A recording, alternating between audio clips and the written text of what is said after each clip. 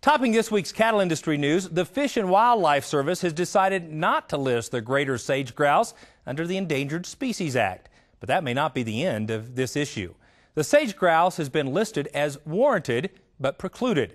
That means the agency wanted to list the sage grouse on the endangered species list, but they don't have the resources available to actively protect the bird. NCBA and the Public Lands Council do not feel a listing of the bird is needed.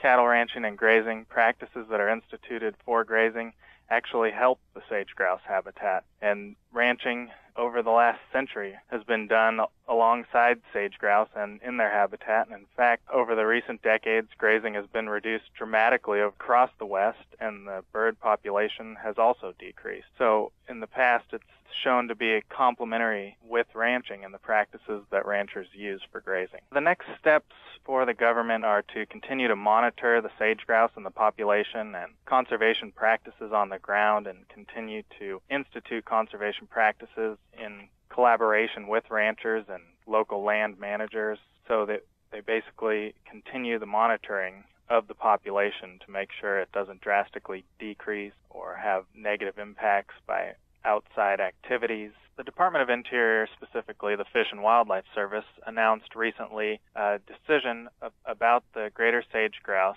to not list it under the Endangered Species Act, but give it a decision of warranted but precluded. Now, what this means is they found that it was warranted for listing under the Endangered Species Act. However, it was precluded due to the lack of resources available to the agency to effectively protect the bird under the ESA.